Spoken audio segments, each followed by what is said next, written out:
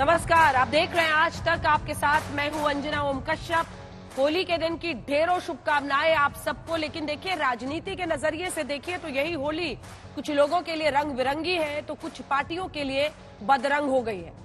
मेरे पीछे ये तमाम तस्वीरें जो आप देख रहे हैं, दिल्ली के मुख्यमंत्री अरविंद केजरीवाल से लेकर पूर्व उप मुख्यमंत्री मनीष सिसोदिया, सत्येंद्र जैन, संजय सिंह, के कविता, बहुत सारे ऐसी पार्टियों के नेता हैं जो फिलहाल जेल के पीछे ही है।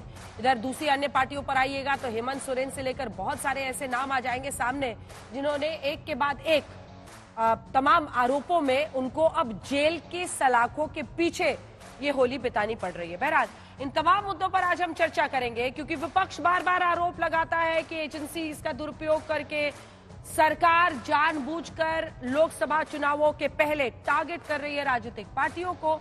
तो दूसरी तरफ बीजेपी है जो ये कहती है पीएम ने कहा था न खाऊंगा न खाने दूंगा, जिसने खाया है सबको जेल जाना ही होगा। इससे पहले कि हम चर्चा की शुरुआत करें, आइए आपको दिखाते हैं अपनी ये रिपोर्ट।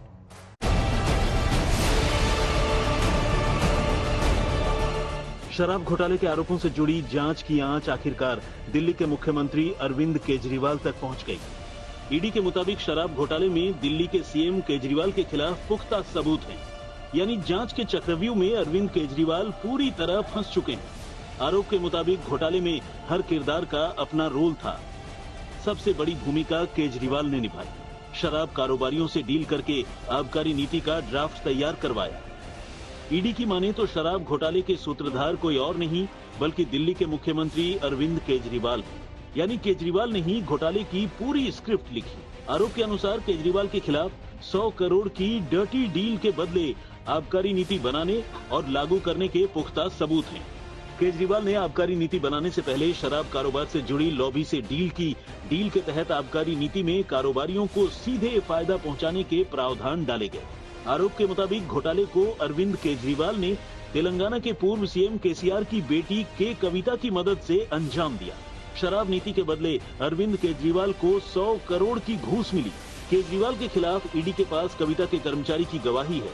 रिश्वत देने वाले सांसद श्रीनिवासुलु रेड्डी के बयान हैं। घोटाले के आरोपी एक बड़े शराब कारोबारी से डील को लेकर केजरीवाल की वीडियो कॉलिंग के जरिए हुई बातचीत का भी सबूत है। आज तक ब्यूरो। तो आइए चर्चा की शुरुआत करते हैं। हमारे साथ मनजिंदर सिंह सिरसा साहब जो कि प्रवक्ता है भारतीय जनता पार्टी के, वो जुड़ रहे हैं। राधिका खेड़ा जी राष्ट्रीय प्रवक्ता कांग्रेस पार्टी के हमारे साथ जुड़ रहे हैं। प्रियंका कक्कड़ जी प्रवक्ता आम आदमी पार्टी की हमारे साथ जुड़ रही हैं। धीरेन्द्र कुमार जी प्रवक्ता एलजेपीआर के हमारे साथ जुड़ रहे हैं। प्रोफेसर संगीत रागी पॉलिटिकल एनालिस्ट के तौर पर यहां पर हमारे साथ जुड़ रहे हैं। लेकिन सबसे बड़ा सवाल यही उठ रहा है प्रियंका जी कि जेल से आखिर क्यों सरकार चलाने पर अरविंद केजरीवाल फोकस कर रहे हैं, क्योंकि नैतिकता के आधार पर जितने मुख्यमंत्री इससे पहले भी हुआ है, लालू प्रसाद यादव हो, हेमंत सोरेन, सबने इस्तीफा दे दिया। अब बीजेपी इसी को सबसे बड़ा मुद्दा बना रही है, वो दबाव बना रही है कि उन्हें इस्तीफा देना चाहिए, जैसे उन्होंने पहले उप मुख्यमंत्री मनीष सिसोदिया का या सत्येंद्र जैन का, जो अन्य मंत्री पहले थे जो अब सब जेल में है, उन सबसे इस्तीफा लिया था। तो खुद के लिए अलग पैमाना क्यों? अंजना जी सभी को नमस्ते। अंजना जी, हम कब तक इनके प्रेशर में बकल करते रहे? ये अगर एक पीएमएलए इन्होंने कानून बना दिया जिसमें ऐसे संशोधन कर दिए कि आपको अनंत काल तक जेल में रख सकते हैं बिना सबूत के, कि उसमें जब तक ईडी कोर्ट के आगे जाके ये नहीं कहेगी कि उनसे फाइलें खो गई, जैसे छगन भुजबल के केस में कहा या अजीत पवार के केस में कहा कि कैसे फाइलें बंद कर दो, या जैसे सपना गावली के केस में 5 ईडी के सम्मन आने के बाद केस बंद हो गया क्योंकि वो भाजपा में शामिल हो गई। तो जब तक इनकी ईडी ऐसा नहीं करेगी तब तक पीएमएलए कानून के तहत कोर्ट भी बेल नहीं दे पाएगा। तो हम इनके प्रेशर में बकल क्यों हो? और संविधान में, कानून में कहीं भी कोई आपत्ति नहीं है, हम जेल से चला सकते हैं सरकार। अभी भी हमारे जो मंत्री अंदर है, फॉर एग्जाम्पल संजय सिंह जी, उनको भी बकायदा हम कोर्ट में एप्लीकेशन लगाते हैं, उनकी कॉन्स्टिट्यूएंसी में सारा काम हो रहा है, उनका हम सारा विजन लेते हैं। पर एक बात बड़ी जरूरी है, आज जो तथ्य हमारे सामने अब हैं जो पहले नहीं थे, कि भाजपा ने ईडी द्वारा, अपने वसूली गैंग द्वारा हम वसूली करवाई शरद चंद्र रेड्डी, जिनके बयान के बिहाफ पे रिमांड में भेजा गया है अरविंद केजरीवाल जी को, वो शरद चंद्र रेड्डी ने 60 करोड़ की चंदा दिया अरेस्ट होने के बाद, और शरद चंद्र रेड्डी कोर्ट भी गए, बोला कि ईडी मुझसे जबरदस्ती बयान लेना चाहती है, वो कहवाना चाहती है कि अरविंद केजरीवाल ने 100 करोड़ लिए मेरे से, बट ऐसा कुछ है नहीं। फिर उनको जेल हो गई, जेल होने के बाद 60 करोड़ भाजपा को जब वसूली दे दी, जब वो दोबारा कोर्ट के आगे गए तो ईडी ने कहा इनकी बैक में बड़ा दर्द रहता है, इनको बेल दे देते हैं। तो ऐसे उनको बेल मिली और फिर वो अप्रूवर बन गए हमारे खिलाफ। पैसे खा रही है भाजपा, ऊपर से लेकर नीचे तक भ्रष्ट करप्ट पार्टी है, गुंडे मवालियों की पार्टी आज संसद में बैठी है, हमारे सत्ता में बैठी है। ये बड़ा डेंजरस है हमारी डेमोक्रेसी के लिए, ये डेंजरस है हमारे फ्यूचर जनरेशंस के लिए, क्योंकि इनका मकसद सिर्फ देश को खोखला करके अपनी जेबें भरना है। ठीक है, मैं इसका जवाब उनसे लूंगी जो आप लोग लगातार तमाम विपक्षी दल आरोप लगा रहे हैं, लेकिन उससे पहले एक छोटा सा आपसे सवाल है। मान लीजिए कोई अर्जेंट इशू आता है दिल्ली से रिलेटेड और मुख्यमंत्री उस समय जेल के अंदर है और फौरन उनसे नहीं कांटेक्ट हो पाता है, ऐसी स्थिति में क्या होगा? क्या आप लोगों ने सोचा है, क्या ये एक पॉलिटिकल गिमिक नहीं है? ईमानदारी से जवाब दीजिए, क्योंकि आप लोग ईमानदारी की बात करते हैं। क्या ये पॉलिटिकल गिमिक नहीं है कि जेल में भी रहते हो सरकार में ही चला? अच्छा, अर्जेंट मैटर में क्या होगा? देखिए, ईमानदारी से जवाब देना है तो हमारे पास 62 विधायक हैं जिनकी अपनी अपनी कॉन्स्टिट्यूएंसी है, जो अपना काम करते हैं। ईमानदारी से जवाब देना है तो उनके ऊपर एक कैबिनेट रहता है, मंत्री डिसीजन लेते हैं। और ईमानदारी से जवाब देना है तो एलजी भी बैठे हैं। तो किसी भी तरह की कोई दिक्कत नहीं है। और ये जो सारी शराब घोटाला इन्होंने रचा है ना अंजना जी, इस पॉलिसी के ऊपर एलजी के भी हस्ताक्षर थे, इस पॉलिसी के ऊपर फाइनेंस सेक्रेटरी, लॉ सेक्रेटरी के भी हस्ताक्षर थे।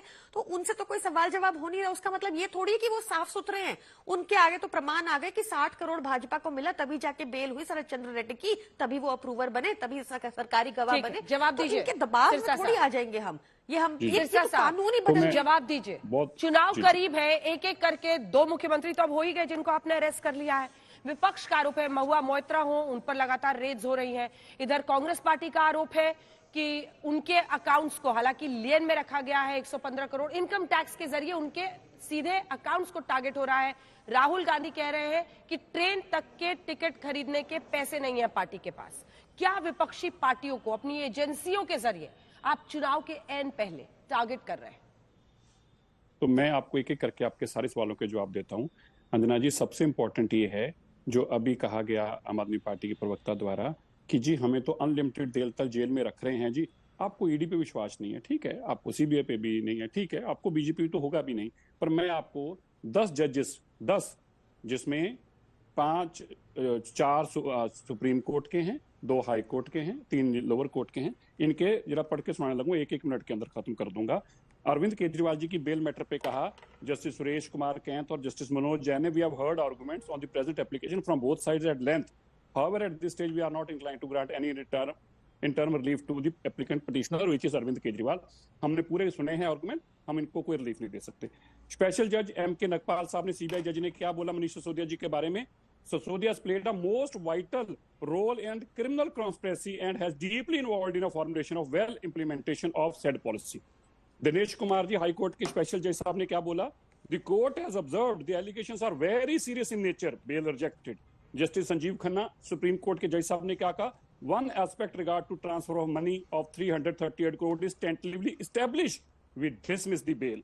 उसके बाद कुलेटिव एप्लीकेशन लगाई गई, उसमें चंद्रचूड़ साहब बैठे थे, संजीव खन्ना जी बैठे थे, जस्टिस BR गवई बैठे थे, जस्टिस SVN भाटी बैठे थे। उन्होंने कहा जो सत्येंद्र जैन जी के प्रति में आपका कोई केस नहीं बनता बेल का, said no case is made out of bail, चाहिए रिजेक्टेड। अब आगे संजय सिंह जी के बारे में N.K. नागपाल जी ने बोला, in the view of the discussion considering the oral and documentary evidence in entirely which has collected against the applicant during investigation placed on record, the court is of primacy that view of the case against applicant genuine. The case against applicant is genuine and the said evidence and material shows involvement of applicant in commission of alleged offense of money laundering. The court noted and rejected the bail. ये नागपाल साहब ने कहा। Delhi high court ने क्या कहा? माननीय justice Swarna Kanta Sharma ji ने, इन view of the material against Sanjay Singh including the statement of approver and the witness, relief cannot be given at this stage.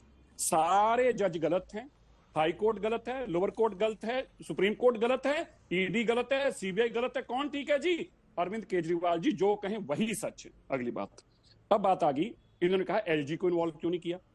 जब पॉलिसी बनाई थी अरविंद केजरीवाल जी कहते थे हमारी पॉलिसी है, हमने ये पॉलिसी बनाई। अरविंद केजरीवाल जी विधानसभा में खड़े होकर कहते हैं दिल्ली का मालिक कौन है, दिल्ली का मालिक मैं हूं। मैं जब पॉलिसी बनाई तो दिल्ली का मालिक मैं हूं। जब कहते थे कि इससे 10,000 करोड़ का लाभ होगा तब अरविंद केजरीवाल जी थे। और जब सीबीआई ने इन्वेस्टिगेशन शुरू की तो पॉलिसी रद्द किसने की? मनीष सिसोदिया जी ने। कहा हम आज पॉलिसी रद्द कर रहे हैं, अगर अच्छी थी तो रद्द क्यों की? और लास्ट आपने पूछा जेल से चलाने की। जेल से क्रिमिनल गैंग चलाते हैं, गैंगस्टर्स अपने गैंग चलाते हैं, एक्सटॉर्शनिस्ट अपने गैंग चलाते हैं। ये पहली बार सुन रहे हो। और अंजना जी मैं आपको लीगली भी बता देता हूं आपकी जानकारी के लिए, किसी भी जो जेल के अंदर मुजरिम होता है उसको कोई डॉक्यूमेंट साइन करने का अधिकार नहीं होता। वो जब भी कोई डॉक्यूमेंट साइन करता है जेलर उसकी परमिशन देता है, वो पढ़ता है। पहली बात है सीक्रेसी ऑफ एक्ट के तहत कोई डॉक्यूमेंट अरविंद केजरीवाल जी साइन ही नहीं कर सकते, क्योंकि जेल के अंदर कोई डॉक्यूमेंट आप अपनी मर्जी साइन नहीं करते, जेलर देखता है फिर वो डॉक्यूमेंट साइन होता है। और लास्ट में बॉन्ड की बात की, मैं बॉन्ड का जवाब भी दे दूं 1 सेकंड में। नहीं, मैं वापस आती हूँ उस पर जवाब दीजिएगा, क्योंकि फिर बाकियों के पास मैं जा नहीं पाऊंगी। राधिका खेड़ा जी, चाहे वो संजय निरुपम हो जिन्होंने ट्वीट करके ये कहा कि इस्तीफा देना चाहिए उन्हें, या फिर पंजाब के आपके नेता जिसमें लगभग 2 फाड़ हो गया है, कुछ लोग चुप है लेकिन बाकी लोग समर्थन कर रहे हैं अरविंद केजरीवाल के खिलाफ एक्शन का, आपकी पार्टी का इस पर स्टैंड क्या है? क्या आपको भी लगता है कि उनको इस्तीफा देना चाहिए अरेस्ट के बाद? क्या स्टैंड है? अंजना जी, आपको और आपके सभी दर्शकों को, सभी पैनलिस्ट को होली की बहुत बहुत शुभकामनाएं। अफसोस ये होली उतनी जिसे कहते हैं ना, उम्मीद करते हैं कि ये होली अपने साथ बुराई का अंत करेगी, नष्ट करेगी बुराई को। और जो बुराई समाज में चल रही है, इस देश में चल रही है, जिस तरीके से हमारे देश में आज जो समय है ना, वो इंग्लिश में कहते हैं कि level playing field is a myth in India's democracy today. क्योंकि जिस तरीके से एक तानाशाह डर के काम कर रहे हैं, देखिए डर ही तो है ना कि 2 मुख्यमंत्रियों को आपने गिरफ्तार कर लिया, कांग्रेस पार्टी के आपने अकाउंट्स फ्रीज कर लिए। लेवल प्लेइंग फील्ड तो है नहीं। अगर मोदी जी को और उनकी टीम को, उनके सभी मंत्रियों को अपने काम के ऊपर विश्वास है, मोदी जी ने 10 साल में तो विश्व गुरु बना दिया जी, सॉरी वसूली गुरु खुद बन गए, विश्व गुरु बनाने की क्लेम करी। तो ये 10 साल में अगर इतने अच्छे काम कर रहे हैं तो उनको 2 मुख्यमंत्रियों को अरेस्ट क्यों करना पड़ रहा है? उनको कांग्रेस पार्टी के अकाउंट क्यों फ्रीज करने पड़े हैं? आइए ना, काम के ऊपर वोट मांगिए, काम के ऊपर चर्चा करते हैं। इतना डर क्यों है कि जो पार्टियां इकट्ठी हो गई हैं इंडिया गठबंधन से, खौफ तो देखिए बिल्कुल सामने आ गया। अब बात आती है कि केजरीवाल साहब को क्या इस्तीफा देना चाहिए, नहीं देना चाहिए, इनकी पार्टी आपस में तय करे इनको क्या करना है क्या नहीं। लेकिन कांग्रेस पार्टी के बतौर प्रवक्ता होने के नाते मैं फिर एक बात दोहराऊंगी कि मोदी जी को डरना नहीं चाहिए। राहुल जी बार बार कहते हैं डरिए मत, आपने इतना अच्छा काम किया है, आपने बड़ी बड़ी बातें कही हैं, 10 साल से जो देश को जुमले देते हैं वो तो मोदी जी ने पूरे कर दिए ना। 2 करोड़ रोजगार हो, डॉलर रुपया बराबर करना हो, पेट्रोल डीजल के दाम कम करना हो, बेटियों की सुरक्षा हो, जब ये सारे काम कर दिए हैं तो आइए काम पे चर्चा करते हैं। बात यह है कि इतने डरे हुए लोग हैं, वो जानते हैं बेटियों पे बात आएगी तो संदीप उनका मंत्री हरियाणा का वो सामने आएगा, बृजभूषण शरण सामने आएगा, उत्तर प्रदेश में आए दिन जो हालात है, अभी 2 छोटे बच्चों को भी मार दिया गया, क्राइम के भी जो हालात है वो सब सामने आएंगे। आज ही की खबर है, आज अगर आप रुपया देखेंगे सबसे लोएस्ट, तो आज रुपया सबसे गड़बड़ हालत पूरे टाइम में अगर रही है तो आज अखबारों में आई है। आप देखिए कि पेट्रोल डीजल के दाम 100 के पार पूरे देश में। और जब बारी आती है ना खुद पे, तो साहब ने अपने झोले में 6,000 करोड़ भर लिए, पर जनता को क्या दिया? जस्ट चुनाव के पहले जी 2 रुपए पेट्रोल डीजल में कम कर दिया। जनता को ये भिखारी समझते हैं। तो ये बात तो तय है कि मोदी जी एक डरपोक शासक है और उनको अपने कामों के ऊपर बिल्कुल भी भरोसा नहीं है। फिर कहती हूं कि उनको इस्तीफा देना है, नहीं देना है, कैसे करना है, क्या संवैधानिक उनकी ढांचा है, कैसा चलेगा, ये आम आदमी पार्टी अपने आप तय करे। लेकिन मैं उम्मीद करती हूं, क्योंकि जिस तरीके से वो संविधान की रक्षा करने के लिए इंडिया गठबंधन में साथ जुड़े हैं, जिस तरीके से न्याय के लिए इंडिया गठबंधन में साथ जुड़े, जिस तरीके से देश की डेमोक्रेसी को बनाए रखने के लिए इंडिया गठबंधन में साथ जुड़े, तो डेमोक्रेसी को सबसे ऊपर रखते हुए, देश के संविधान को सबसे ऊपर रखते हुए ये लोग तय करेंगे कि क्या करने वाले, आगे का नतीजा होगा। और एक बात मैं और बोलना चाहूंगी कि मोदी जी ने सिर्फ ईडी, सीबीआई और ये नहीं, इलेक्शन कमीशन को भी आप देखिए, कोई भी संवैधानिक एजेंसी हो उसको अपना, कहते हैं ना कि अपना एक जानवर पालतू कुत्ता बना के रखते हैं। जिसको कहते हैं उसको जाके भौंकते हैं, जिसको कहते हैं उसको जाके काटते हैं। और यहां तक नहीं, उन्होंने पॉलिटिकल पार्टीज के रिप्रेजेंटेटिव्स के साथ भी ऐसा किया हुआ है। डराएंगे, धमकाएंगे, जेल में डालने की धमकी करेंगे। हर जगह ऐसे हालात हुए हैं, पूरी की पूरी सरकारें गिरा रहे हैं। बहुत ही तानाशाह तरीके से इस देश को चलाया जा रहा है और उम्मीद थी हमें, बात करते थे कि ठीक है। मैं एक रिस्पॉन्स ले लेती हूँ आपकी बात का राधिका जी। इलेक्शन कमीशन से लेकर हर एजेंसी को लेकर शायद उनको आवाज नहीं जा रही है, रिकनेक्ट कर लीजिएगा। लेकिन राधिका जी आपकी बातों पर अब जवाब ले लेते हैं। सिरसा साहब एक जवाब दीजिए, उसके बाद मैं अन्य मेहमानों के पास जा रही हूँ। हर मुद्दे पर उनका ये कहना है कि आपने एजेंसीज को देश में अपने हाथ का खिलौना बनाया है, ये उनका आरोप। नहीं, खिलौना नहीं कहा, उन्होंने कहा कुत्ता। मैं बताना लोगों वर्ड कहना चाहता हूँ, इलेक्शन कमीशन को कुत्ता कहना मुझे लगता ठीक नहीं था ना, लेकिन मैं समझता हूँ कि देखिए कहीं ना कहीं आपको मर्यादा रखनी चाहिए। आप कांग्रेस पार्टी में काम करते हैं, पता वहां मर्यादा नहीं है, लेकिन इलेक्शन कमीशन को और ईडी को, सीबीआई, आप इस तरह के वर्ड यूज करें और वो भी इलेक्शन कमीशन जैसी, चलो आपकी मर्जी। लेकिन मैं आपको जवाब देता हूँ उनकी सभी बातों का। पहले उन्होंने इलेक्शन बॉन्ड की दोनों ने बात की, हैरानगी इस बात की है, मतलब हंसी भी आती है, 20,000 करोड़ रुपया इकट्ठा इलेक्टर बॉन्ड्स में हुआ। अभी तक इलेक्शन बॉन्ड्स का अमाउंट है 20,000 करोड़ रुपया। जो रूलिंग पार्टी है देश की, जिसकी 23 सूबों में पार्टी है, 1.5 दर्जन से ज्यादा में सरकार है, देश में 10 साल से सरकार है, 303 मेंबर पार्लियामेंट है, उसको कुल मिला है 6,000 करोड़ रुपया। 6,000 करोड़। 14,000 करोड़ किसको मिला है? जो विपक्ष में शोर मचा रहे हैं, जो इंडिया अलायंस है, और उसमें से भी 1,600 करोड़ रुपया तो केवल और केवल ममता जी को, जिनकी एक स्टेट में सरकार है। 1,600 करोड़ रुपया एक स्टेट में सरकार, 1,600 करोड़, कांग्रेस को 1,400 करोड़। और अगर ये गलत पैसा है तो फिर ये तो आप माने ना कि कांग्रेस से बड़ा भ्रष्ट कोई नहीं, जिन्होंने 14,000 करोड़ रुपया लिया। 14,000 करोड़ रुपया इंडिया अलायंस के लोगों को मिला है। दूसरी बात, इनका तो विश्वास ही नहीं है। मैंने आपसे सभी जजेस के नाम लेके बताया। मैंने तो कहा ईडी को गलत मान लीजिए, सीबीआई को मान लीजिए, हमें तो बिल्कुल मानिए ही मानिए, लेकिन फिर ये तो बता दीजिए, ये जो बातें आप अंजना जी के शो पे आके बोल रहे हैं, ये बातें क्या आप सुप्रीम कोर्ट में बताना भूल जाते हैं? क्या ये बातें हाई कोर्ट में बताना भूल जाते हैं कि सबूत ही नहीं है, सबूत ही नहीं है? तो जब कल उनको गिरफ्तारी के बाद उनकी judicial custody, sorry, ED custody में भेजा गया, तो बिना सबूतों के भेजा गया। आपको लगता है सफेद कागज दिए थे जज साहब? ये सफेद कागज है, बस इन्हीं को सबूत मांग लो, हमारे पास कागज कोई नहीं। एक बड़ी इंपॉर्टेंट बात, अब कहा गया सरकारी गवाह। सरकारी गवाह कौन है अंजना जी? आपने तवज्जो नहीं दी इस बात पे। सरकारी गवाह दिनेश अरोड़ा हैं, जो केजरीवाल जी के परिवार के सदस्य आते, जिनके जन्मदिन पे और एनिवर्सरी पे मिसिस केजरीवाल जी और केजरीवाल जी जाके फोटो खिंचवाते थे। दिनेश अरोड़ा जी हैं जिन्होंने अपने बयानों में बताया 25 करोड़ यहां से उठा के केजरीवाल जी को दिया, 35 करोड़ यहां से उठा के केजरीवाल जी को दिया, 10 करोड़ यहां से उठा के केजरीवाल जी को दिया, 100 करोड़ उठा के यहां से गोवा भेजा। हम नहीं कह रहे, दिनेश अरोड़ा उनके परिवार का सदस्य बता रहे हैं। और दूसरा गवाह कौन है इसके अंदर? जिनका नाम है मंगुंटा, जो मेंबर पार्लियामेंट के बेटे हैं, जिनको शराब का काम अरविंद केजरीवाल जी ने दिया था, किसी और ने नहीं। अरविंद केजरीवाल जी ने शराब का काम दिया, वही गवाह हैं। और तीसरे आप बता रहे हैं शरद हैं, जो आप अरविंदो के मालिक बता रहे हैं, जिन्होंने जो आपके खिलाफ सरकारी गवाह हैं, उन सबके नाम बताइए ना, लोगों को बताइए कि दिनेश अरोड़ा आपके परिवार का सदस्य था, वही सरकारी गवाह बनके वही आपके भेद खोला है। घर के भेद किसने खोले? घर के भेद आप ही के, घर के भेद आप ही के लोगों ने खोले, किसी बाहर के आदमी ने नहीं खोले। ठीक है, प्रियंका जी को शायद रिकनेक्ट करना पड़ रहा है। संगीत रागी जी आपके पास और धीरेन्द्र जी के पास जाते हैं।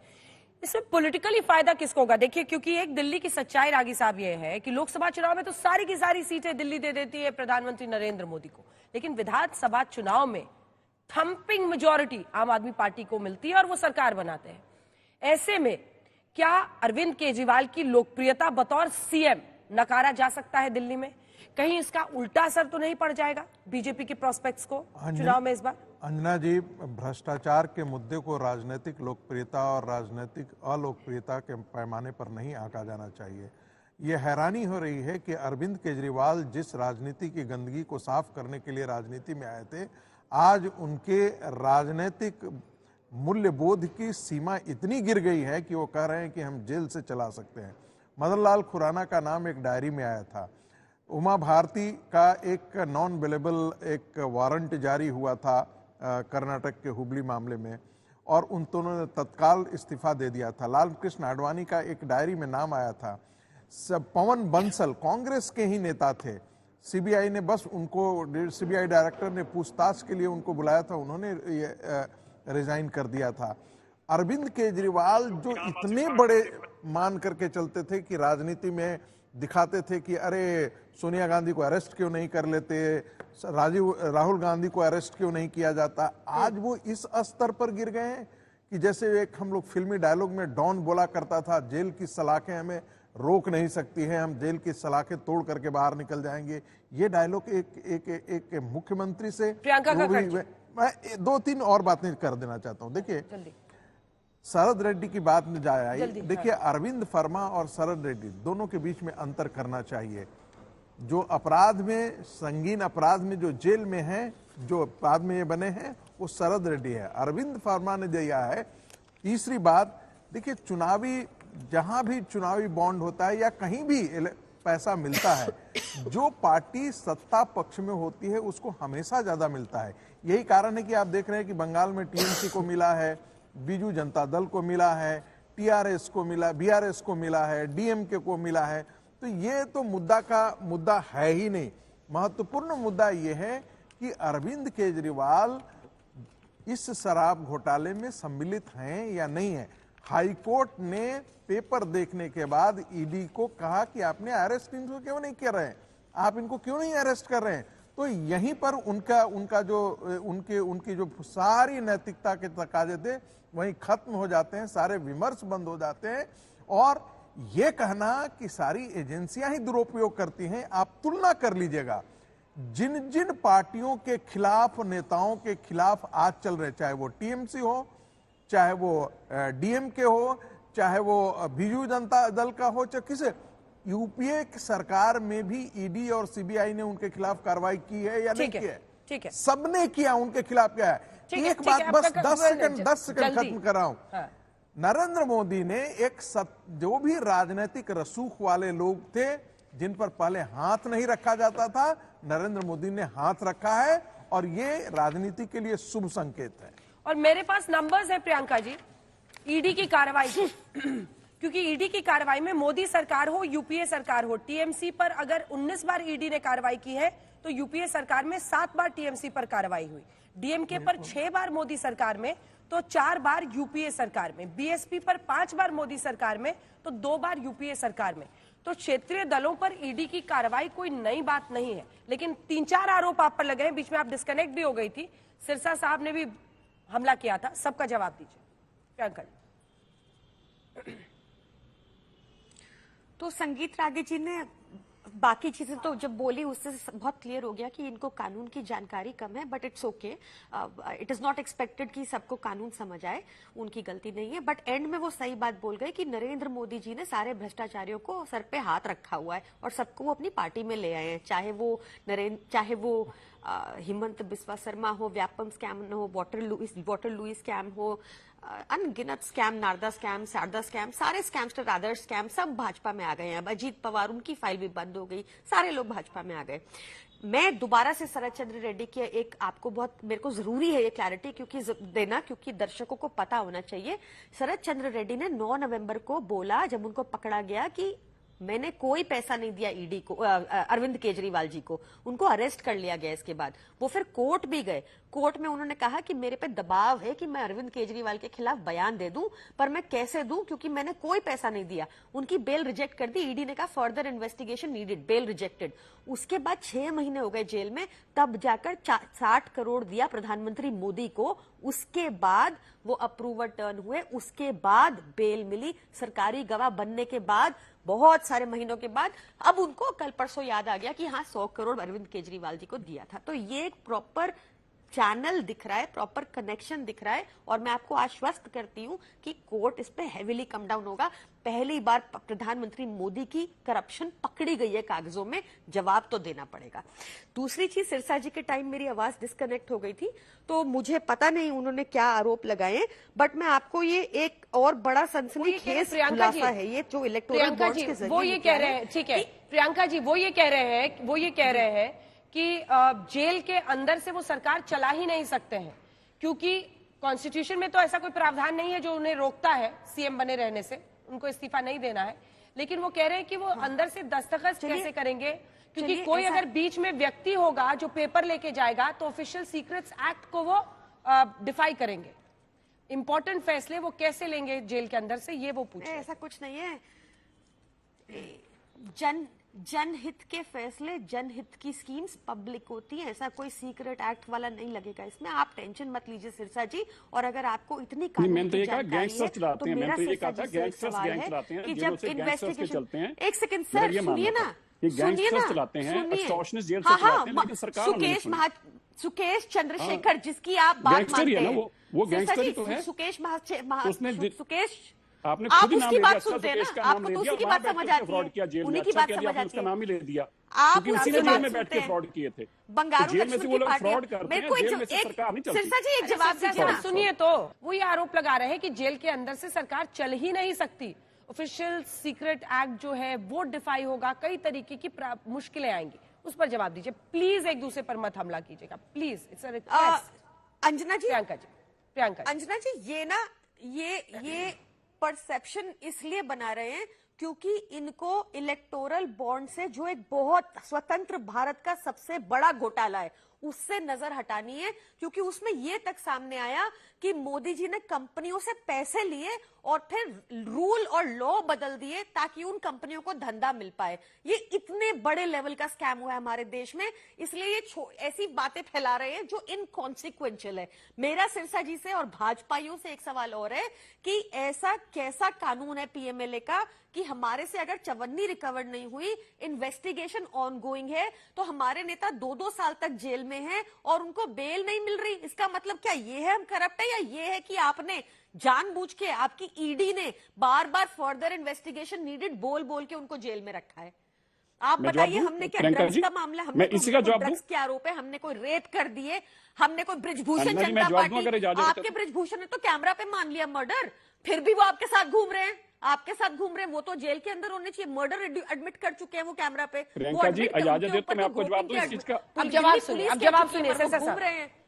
प्रियंका जी देखिए, प्रियंका जी को मेरे जवाब अच्छे नहीं लगते, वो पर्सनल हो जाते हैं, मेरे को कोई इतराज नहीं, पर मैं तो आपको दूंगा, ऑन रिकॉर्ड दूंगा। मैं आपको बताना चाहता हूं, जब जस्टिस संजीव खन्ना जी ने बेल रिजेक्ट की तो उन्होंने क्या कहा, one aspect regard to transfer of money of 338 crore is tentatively established, though we dismiss the bail. अब आप 338 करोड़ रुपए को चवन्नी भी मानने को तैयार नहीं, तो इसमें मेरा और अंजना जी का कसूर नहीं है। ये आपको समझना पड़ेगा कि 338 करोड़ रुपया क्या होता है, उसको अगर आप मानने को तैयार नहीं। और इसी तरह सुप्रीम कोर्ट ने जब उनकी दोबारा एप्लीकेशन दरखास्त की गई, उसमें उन्होंने क्या कहा, उन्होंने कहा no case is made out against the bail. आपकी बेल रिजेक्ट हुई है, बिल्कुल ठीक हुई, आपके खिलाफ, आपका हक में कोई केस बनता ही नहीं है। और दिनेश कुमार शर्मा जी ने ये कहा, allegations are of a very serious in nature. अब आपको बताएं, जो आपके दिनेश अरोड़ा जी आप ही की पार्टी के लोग हैं, आप ही के परिवार के लोग थे, जिन्होंने कहा मैंने 25 करोड़ वहां से दिया उठा के, 10 करोड़ यहां से दिया। दिनेश अरोड़ा जी के बारे में आप बोलते ही नहीं है, क्योंकि दिनेश अरोड़ा जी अरविंद केजरीवाल जी उनके जन्मदिन पे जाते थे, उनके एनिवर्सरी पे जाते थे, इकट्ठे फोटो में डालते थे। तो आप दिनेश अरोड़ा जी के बारे में कुछ सफाई देना चाहेंगी? मगुंटा जो है, जिन्होंने बयान दिया कि मेरे से 25 करोड़ रुपया के कविता की हाजिरी में बात हुई, उस पर आपको जवाब देना चाहेंगी? तो मेरे को अच्छा लगेगा आप देंगी तो। सुनिए, ठीक है, अब जवाब दीजिए। सुनिए, अब सुनिए आराम से। जो आप 30 अक्टूबर 2023 की जजमेंट से आप कोट कर रहे हैं 338 वाली, उसी जजमेंट का पैरा 10 देखिए, जिसमें संजीव खन्ना जी ने लिखा है कि जो भी एलिगेशंस दिनेश अरोड़ा और मनीष सिसोदिया के बीच में लगाए जा रहे हैं, उनका एक भी प्रमाण ईडी ने प्रस्तुत नहीं किया। ये बात उन्होंने सिरे से खारिज की है। पैरा 10, मैं आपके सारे दर्शकों को कह रही हूं, ये जजमेंट ऑनलाइन अवेलेबल है, पैरा 10 पढ़ ले। जहां आपने जो 338 कोट किया, उसमें आप ठीक से, थोड़ा इंग्लिश डिफिकल्ट होती है, उसमें लिखा हुआ है कि 338 crore is the profit made by 10 companies over 8 months, और ये टेंटेटिवली हो सकता है, ये कंपनियों के अकाउंट में पड़ा है पैसा, हमारे पास नहीं पड़ा, शायद वो हो। ये बात जज साहब को बताना था ना, ये जज साहब को क्यों नहीं बताई आपने बात? आपके एडवोकेट नहीं बता पाई है जज साहब को, ये वाली बात आपके जज साहब को नहीं बता पाई एडवोकेट वाली? सुनिए, तभी उन्होंने कहा 6 महीने में केस खत्म करो, उन्होंने कहा 6 महीने में केस खत्म करो, तभी उन्होंने कहा ये बकवास केस है, 6 महीने में खत्म करो, इसलिए उन्होंने कहा। अंदर ही है ना अभी भी, केस खत्म करने को कहा ना, ये तो नहीं कहा इनको छोड़ दो। मैं भी प्रियंका जी यही कह रहा हूँ, इसलिए जज साहब ने ये कहा जेल में सर, आप तो पीएमएल में लोगों की बेल हुई, मैं आपको बता देता हूँ, मैं नाम गिना देता हूँ। अभी M3M वालों की बेल महीने में, सुन लो, M3M वालों की 1 महीने में पीएमएलए में बेल हुई। मैं अखबारों की कटिंग बता रहा हूँ आपको, पीएमएलए वालों की 1 महीने में M3M की बेल हुई है पीएमएलए में, आपको नाम से बता रहा हूँ। इसी तरह से आप देखिए शिवसेना के जो मेंबर पार्लियामेंट थे, उनकी 8 महीने में बेल हुई है। और भी लोग हैं बहस में, मैं तो कह रहा हूँ और भी लोग हैं बहस में, बेल हो रही है, और भी लोग हैं बहस में, और भी मैं लोग तो हैं। एक प्रियंका जी, छोटा सा जवाब। अंजना जी एक जवाब देने दीजिए, एक जवाब, छोटा एक सा जवाब, छोटा सा देखिए, जवाब जो प्यार से। केसेस के नाम बता रहे हैं ये सही बता रहे हैं। हाँ, ये संशोधन जो पीएमएलए के कानून में हुआ 2018 में हुआ, जो ये केसेस बता रहे हैं वो पुराने लॉ में बता रहे हैं जिनकी नहीं जी, जेल हो गई। ये इसी 2018 साल के के बाद हैं, जो भी 2024 केसेस के। इंस्टीट्यूट मैं हुए 2024 नए के लॉ केस में, बताऊं आपको। नए लॉ 2024 और हाँ 23 हाँ के। 24 के मैं हाँ, आपको तो बता रही हूँ बात की 2024 में संजीव खन्ना ने, जस्टिस संजीव खन्ना ने पिछले हफ्ते कहा तो है मैं कि आपको ईडी का ये बेल मिसयूज हुई है ना? बंद कर दो भाजपा, तो मैं ईडी आपको का यही तो मिसयूज कह रहा बंद हूँ कर दो। कि अभी बेल हुई है। ये आपको अरविंद नहीं- केजरीवाल, मनीष अंजना सिसोदिया को जी समझ बाद नहीं में आएगा बेल हुई है। पीएमएलए वाली बात। हम मुझे नहीं आएगा ना, ठीक है आपने, क्योंकि मैं बता रहा हूँ मनीष सिसोदिया जी के बता, बाद में अरे एमसीएम वालों की भाई बेल मेरे हुई वो है। केस मैं आपका तो आपको गूगल में पढ़ के बता 2018 रहा के हूँ। पहले का था। नहीं जी हाँ, मैडम, क्योंकि ये केस अभी का था। 2018 का पहले का था। नहीं मैडम, ये अभी का समझो, केस था, जब ये केस 2022 स्टार्ट का हुआ, केस है। समझो, मैं आपको पढ़ा देता हूँ, मैं आप पढ़ाता जो हूँ, देखिए DK एफआईआर पढ़िए। शिवकुमार, वो 2018 का केस है, मैं 2024 में बेल शिव हुई। कुमार की बात नहीं कर रहा, मैं M3M की बात करूँ। सुन आपको डेट बता देता हूँ, मैं लिख कर बैठा हूँ, आप सुनिए, अन्य लोगों के नाराज पास मत अन्य होइए, लोगों। मेरी विनती है, देखिए, नाराज मत होइए। केस की जो डिटेल्स है, केस भी 23 धीरेन्द्र जी रुक जाइए, मनजिंदर जी प्लीज। को केस रजिस्टर हुआ और 23 में बेल मिली है, बस इतना बताना चाहता हूँ। धीरेन्द्र जी, अल्टीमेटली कोर्ट डिसाइड करेगा, फैसला जो भी होगा, जज को ही अगर बेल भी मिलेगी, अगर रिमांड को भी गैर कानूनी बताना है, कुछ भी, जितना भी, जहां से भी राहत अगर मिलेगी अरविंद केजरीवाल को, तो वो कोर्ट से ही मिलेगी। और अगर ईडी का पक्ष भी सही साबित होता है तो कोर्ट से ही होगा। लेकिन सवाल है राजनीतिक, और विपक्ष का यह आरोप है कि चुनाव अब सिर पे है, तब आप एक एक करके सबको जेल में डाल रहे हैं। धीरेन्द्र जी। अंजना जी, सबसे पहले तो आज होली का दिन है, आपको सारे को पैनलिस्ट को और देशवासियों को होली की शुभकामना देता हूं। आपको भी। और ये बड़ी विडंबना है कि आज हम किस विषय पे बात कर रहे हैं। लोकतंत्र, एक तरफ ये लोग हल्ला कर रहे हैं कि लोकतंत्र की हत्या हो रही है, लोकतंत्र को मार दिया गया है, लेकिन लोकतंत्र लोक लाज से चलता है, वो सिर्फ कानून से नहीं चलता है। आज लोकतंत्र में लोक लज्जा इन लोगों ने समाप्त कर दी है। एक तरफ केजरीवाल जी और उनके मंत्री लोग जब एक एक करके जेल जा रहे थे, तब तो ये बहुत हाई मोरल की बात कर रहे थे, एक एक करके सबका इस्तीफा लिया। लेकिन आज जब खुद पे बन के आई तो उसमें तो ये बेईमान निकले। तो बेईमानी में भी बेईमानी कर रहे हैं। हम तो चोर ही समझ रहे थे, लेकिन इनके सहयोगी अब इनको गद्दार भी समझने लगे होंगे। इस तरह से कोई मुख्यमंत्री करता है क्या? इनके इष्ट देव रहे हैं, इंडी गठबंधन के हैं आज लालू प्रसाद जी, कम से कम उनसे भी इन लोगों को ज्ञान लेना चाहिए था कि जब आप पर आरोप लगे थे भ्रष्टाचार के, तो आपने क्या किया था। आज केजरीवाल साहब जो नौटंकी कर रहे हैं कि मुख्यमंत्री रहते हुए देश को क्या संदेश देना चाहते हैं। ये अपने आप को कट्टर ईमानदार कहने वाले कट्टर बेईमान निकले। और इनके वकील जब जाते हैं, अंजना जी अभी पहले गए थे, 1-2 दिन पहले मनु सिंघवी जी चुनाव आयोग में, तो कहते हैं कि समतल, क्या कहते थे कि समतल होनी चाहिए, एक तरह का वातावरण होना चाहिए। टाइमिंग पर उन्होंने सवाल उठाया था। भाई अगर आप हमको बताइए अंजना जी, मैं आपसे और देशवासियों से भी पूछना चाहता हूं कि कोई अपराधी चुनाव के दिन में अगर अपराध करता रहे तो क्या उसको वोट देने के लिए छोड़ देना चाहिए या नहीं पकड़ना चाहिए? यह देशवासियों के विवेक के ऊपर मैं छोड़ता हूं। केजरीवाल जी भी आर्थिक अपराधी हैं, ऐसे में चुनाव पे प्रभाव डाल सकते हैं। इसलिए अगर इस समय तो आम अपराधियों को भी पकड़ा जाता है, और ये तो खास अपराधी हैं और कानून सबके लिए एक समान है। ये किस किस तरह के लोग दलील दे रहे हैं। और आम आदमी पार्टी की प्रवक्ता तो वकील भी हैं। मैं 10 सेकंड और लूंगा।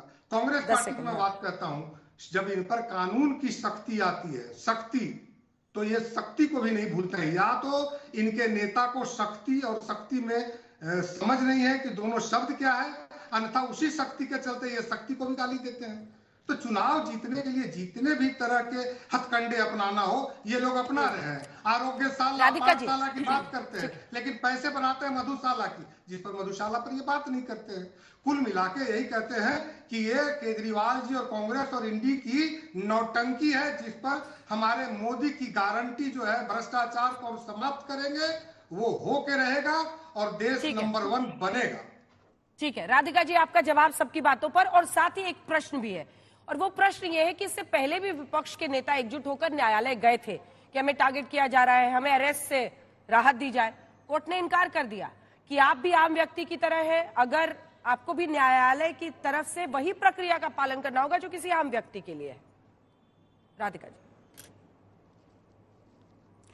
अंजना जी देखिए, कार्रवाई करनी है, कार्रवाई करिए, पर बहुत ही जो बात है जो बहुत गलत है, जिस तरीके से हमारी डेमोक्रेसी खतरे में जा रही है, ये सब चुनाव के समय की होता है। हमने देखा था छत्तीसगढ़ में भी, जब आप देख रहे थे, एक बहुत बड़ा भूपेश बघेल जी और कांग्रेस सरकार के ऊपर आरोप लगाए गए थे कि इतनी बड़ी जी चल रहा है, इतने बड़े बड़े वो चल रही है, सट्टे की कंपनियां चल रही हैं। आज तक वो कंपनी चल रही है, वो बंद नहीं करी गई है। तो मोदी सरकार ने क्या किया? सिर्फ चुनाव आया तो भूपेश बघेल जी पे इल्जाम लगाया, लेकिन वो कंपनी आज भी चल रही है।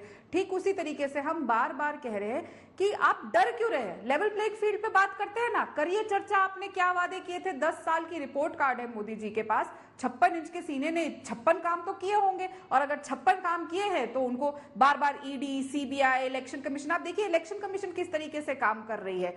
हमने देखा किस तरीके से आचार संहिता लागू होने के बाद एयरफोर्स का प्लेन मोदी जी इस्तेमाल कर रहे हैं, लेकिन इलेक्शन कमीशन चुप है। आचार संहिता इन्फोर्स होने के बाद सबके मोबाइल पे, आपके मोबाइल पे भी आया होगा विकसित भारत का मैसेज, कैसे वो अलाउ कैसे हुआ, लेकिन उसके ऊपर कोई कार्रवाई नहीं होगी। जैसे ही चुनाव पास आते हैं, आप हेमंत सोरेन जी को गिरफ्तार करते हैं, आप केजरीवाल साहब को गिरफ्तार करते हैं। इतने समय से आप लोग सो रहे थे। और जब आप भ्रष्टाचार की, अभी यहाँ पे एक पैनलिस्ट बात कर रहे थे कि भ्रष्टाचार के ऊपर कार्रवाई हो रही है, चक्की पीसिंग, चक्की पिसवानी थी आपने तो पवार साहब से, अजीत पवार साहब से। क्या हुआ? गले मिलके उनको आपने डिप्टी सीएम बना दिया। शाह साहब ने स्वयं 30 से अधिक पेज की एक बुकलेट निकाली थी, जिसमें हेमंत बिस्वा शर्मा को देश का नहीं पूरे विश्व का सबसे भ्रष्ट आदमी घोषित किया था, लेकिन वो आज उनके मुख्यमंत्री है। अब इन पे कार्रवाई क्यों नहीं हो रही? क्यों आज तक व्यापम घोटाले पे कार्रवाई नहीं हो रही, अरेस्ट नहीं हो रहे? क्यों आज तक पूर्व मुख्यमंत्री छत्तीसगढ़ रमन सिंह, जिन्होंने स्वयं स्वीकारा कि हमने इतने बड़े बड़े स्कैम हुए हैं हमारी सरकार में, उनके ऊपर कार्रवाई नहीं हो रही? कर्नाटक में पे सीएम चला, उस पर कार्रवाई नहीं हो रही। लेकिन जहां पे विपक्ष आता है या वो लोग आते हैं जो इनसे डरते नहीं है, जिस तरीके से असंवैधानिक तरीके से हिमाचल हमने वो देखा, वहां पे सरकार गिराने की दोबारा कोशिश करेगी। आपके पास वोट नहीं थे, आप कैंडिडेट खड़ा करते हैं, लोगों को धमकाते हैं, डराते हैं ईडी से। ये कब तक चलता रहेगा? कब तक सबको डराने का काम करेंगे? आप क्यों नहीं अपने मोदी जी अपने काम जल्दी से छोटा-छोटा कंक्लूडिंग रिमार्क बातें करते थे जी, राम मंदिर के हमारे देखिए, जब वोट मिलेगा, क्या हुआ? देखिए, कांग्रेस जब भी सत्ता से बाहर जाती है, उसके लिए लोकतंत्र की हत्या हो जाती है। ये मिसेस गांधी भी बाहर सत्ता से निकल गई थी, तब भी वही कहती थी। दूसरी बात, अभी इन्होंने कहा कि प्रधानमंत्री जो एयरफोर्स का हवाई जहाज यूज करते हैं, देखिए उनको एग्जेम्पशन मिला हुआ है, ये आप इसको ध्यान में रखिएगा। तीसरी बात, राहुल गांधी के लिए अच्छा नहीं था कि कांग्रेस को ये आकर के प्रेस कॉन्फ्रेंस करके इतना बड़ा झूठ नेशनल टेलीविजन पर आकर के बोलें कि कांग्रेस का अकाउंट फ्रीज कर दिया गया है, 2 रुपए का हम टिकट नहीं ले सकते, रेलवे का हम टिकट नहीं ले सकते। आप करोड़ों रुपए न्याय यात्रा में खर्च कर रहे हैं और फिर एक तरफ आप ये कह रहे हैं कि ये हम पैसा खर्च नहीं कर सकते। और तीसरी बात, एक चीज और, जहां तक चुनाव आयोग के नियुक्ति का सवाल है, जिस पर कांग्रेस बार बार बढ़ चढ़ कर करती है, संवैधानिक संस्थाओं पर विश्वास नहीं। 2014 से पहले क्या होता था? जो प्रधानमंत्री तय करते थे वही होता था ना। गिल साहब का याद दिलाना जरूरी है क्या, जिनको कांग्रेस पार्टी ने राज्यसभा का सदस्य बनाया और बाद में मंत्री भी बनाया, तो वो बड़े ईमानदार थे क्या? जवाब लूंगी प्रियंका जी। मैं इस पे जवाब दे सकती हूँ? ठीक है, दे दीजिए राधिका जी, दे दीजिए 2 लाइन में, लेकिन सिर्फ प्लीज। जी संगीत जी, मोदी जी कितना हमारी भारत जोड़ो यात्रा नंबर 1 और भारत जोड़ो न्याय यात्रा से डरे हैं, सबको पता है। भारत जोड़ो यात्रा जब पहली हुई, आप कर्नाटक हारे और भारतीय जनता पार्टी के राष्ट्रीय अध्यक्ष जेपी नड्डा साहब का गृह राज्य हिमाचल हारे। उसके डर से आप लोगों ने, जब हमारी न्याय यात्रा शुरू हुई, हमारे अकाउंट्स फ्रीज कर दिए। लेकिन फिर भी जो हमारे कांग्रेस पार्टी के कार्यकर्ता है, हर स्टेट का यूनिट है, सबने पैसा इकट्ठा करके उस यात्रा को रुकने नहीं दिया और ना रुकने देंगे, क्योंकि देश की जनता को न्याय दिलाना हमारा जिम्मेदारी है। हम मोदी जी की तरह नहीं, और मैं फिर बोल रही हूँ, बिल्कुल हमारे पास पैसे नहीं है। आपने क्यों ये किया? और मैं चैलेंज करती हूँ, अगर आप लेवल प्लेइंग फील्ड की, आप हाईकोर्ट, दिल्ली हाईकोर्ट में गए थे इस मामले को लेकर के, दिल्ली हाईकोर्ट ने मना कर दिया। सुनिए, बात सुनिए, मैं बीच में नहीं बोली संगीत जी, मैं आपके बीच में नहीं बोली संगीत जी। अगर आपने लेवल प्लेइंग फील्ड की बात करनी है तो करवाइए भारतीय जनता पार्टी के अकाउंट फ्रीज। वो भारतीय जनता पार्टी जिनको चंदा मिलता है नवयुग से, नवयुग वो कंपनी है जिसको देती है, टाइम की बहुत कमी है, टाइम की बहुत कमी है, उनको टनल बनाने का काम मिलता है, जिसमें 17 दिन तक मजदूर फंसे रहे। ठीक है, बस एक बात इसमें क्लियर हो जानी चाहिए, 115 करोड़ का लियन रखा गया है, जितना पैसा वो अकाउंट से अभी नहीं निकाल सकते, उसके ऊपर जो पैसा है वो खर्च कर सकती है कांग्रेस पार्टी। प्रियंका जी जल्दी से 2 लाइन का सिर्फ रिमार्क, टाइम पूरी तरह से खत्म हो चुका है, 2 लाइन का प्रियंका जी। देखिए हमारे देश के लिए ये बहुत दुर्भाग्यपूर्ण है कि आज सत्ता में एक अहंकारी कम पढ़ी लिखी सरकार बैठी है जिसमें गुंडे मवाली भरे हैं, जिस वजह से आज देश में एक USD 88 रुपीस का हो गया है, जिस वजह से आज देश में शिक्षा की अहमियत नहीं है, कोई अहमियत नहीं है आपकी हेल्थ की, जिस वजह से पेट्रोल 100 रुपए पार चला गया है, जिस वजह से झूठा 200 लाख करोड़ का 200 लाख करोड़ का आपसे जवाब हमारे सर पे, हाँ 200 लाख करोड़ का हमारे सर पे उन्होंने कर्जा चढ़ा दिया। दिल्ली एकमात्र देश है, एकमात्र राज्य है जो मुनाफे में है, भाजपा के सारे लॉसेस में है। 80,000 करोड़ के लॉसेस में खाली मनजिंदर से ये दूसरों को करप्ट प्रोजेक्ट कर रहे हैं, मनजिंदर से नंबर के करप्ट लोग हैं ये। जल बोर्ड जो प्रॉफिट में था आज वो भी लॉस के अंदर है। जल बोर्ड जो प्रॉफिट में छोड़ कर गए थे वो भी जल बोर्ड आज लॉस में। ये कहते हैं कि पढ़ा लिखा, हम तो ये बताना चाहते हैं कि देखिए जो पढ़े लिखे चीफ मिनिस्टर ने क्या किया, 800 शराब की दुकानें खोली, 800 शराब की दुकानें खोली और एक के साथ एक बोतल फ्री, शराब के साथ एक बोतल फ्री देने का वादा किया। ये अरविंद केजरीवाल जी पढ़े लिखे मुख्यमंत्री ये कर रहे हैं। पढ़े लिखे दो मंत्री अगर करेंगे नहीं। देखो प्रियंका जी, अब आप इतनी देर बोले, मैं बोला नहीं बीच में। देखो प्रियंका बहन, आपको ऐसा नहीं करना चाहिए। रिक्वेस्ट मेरा ही आपसे सजेशन है, पढ़े लिखे मुख्यमंत्री ने क्या किया, शराब का घोटाला किया, एक के साथ एक बोतल शराब की फ्री में दी, किताब नहीं शराब की बोतल फ्री में दी। ये पढ़े लिखे मुख्यमंत्री कर रहे हैं। हजारों करोड़ रुपया इकट्ठा किया, आज 100 करोड़ रुपए के मकान में रहते हैं। आपको पता है 100 करोड़ रुपए के शीश महल में रहते हैं, 100 करोड़ रुपए के। और इसी के साथ हल्ला बोल में इतना ही। आप सभी का बहुत धन्यवाद हमारे साथ जुड़ने के लिए। देखते रहिए आज तक।